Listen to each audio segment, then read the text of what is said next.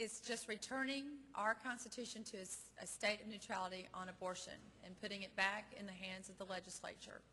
That's all we're doing. The word abortion is not in the state constitution.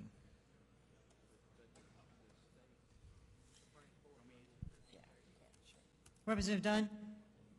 Thank you, Madam Speaker. I think what Chair Lady Maggart's referring to is the state Supreme Court decision that even though that the word abortion is not in the Constitution, as you pointed out, suddenly after 200 years they seem to find that it was in there.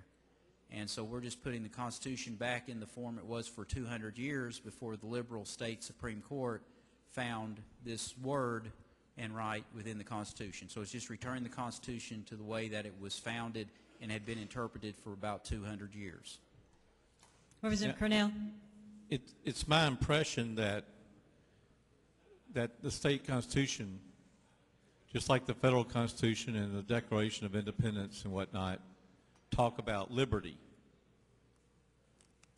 And a citizen does not have liberty when the government controls their body.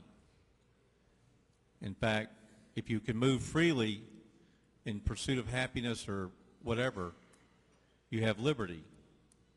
If you do something wrong and have to be incarcerated, that's when the government can have control of your body. So the idea that liberty and privacy are one and the same in most situations, I can understand that. I don't see the problem with our Constitution referring to liberty and privacy and keeping the government's hands off our bodies, or letting us walk freely without being under government control unless we do something wrong.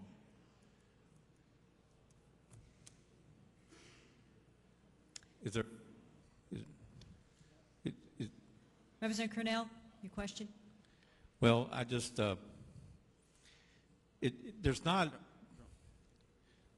Chairman Dunn. Well, I think everybody would agree with your comments on liberty, but without life there is no liberty. And I think that's the heart of the matter on this. That you can talk about liberty, and your liberty to swing your arm ends when it reaches someone else's face. And so I think that is the discussion that we're having today. And the Constitution does, in the 14th Amendment, talk about the protection of life, and the courts seem to overlook that provision of the Constitution. Representative Cornell. I totally respect that angle of feeling and belief. I do, I absolutely do. But do you think that someday there might be, I mean, can you foresee a future where Roe v. Wade could be overturned and therefore our Constitution would take effect? Is that what you're... I think the Senate Joint Resolution, as the sponsor has said, is just to return our Constitution to the way it was framed and the way it was interpreted. And that's all what the resolution does that is before us today. Representative Cornell. All right, if I may, I have a concern because in the language it says the legislature can enact, amend, repeal statutes regarding abortion. Now, when I was young, mental patients and the mentally ill and the mentally retarded were all actually not only sterilized, but were forced to have abortions. There's over 1 billion people in this world right now that live in countries where they are forced to have an abortion.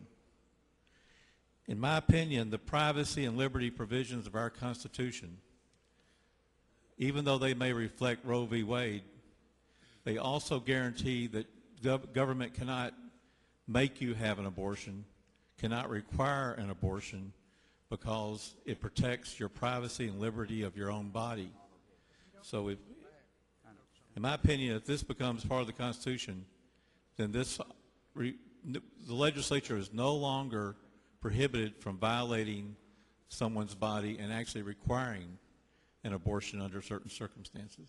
And in my lifetime, that occurred. Representative Nicely.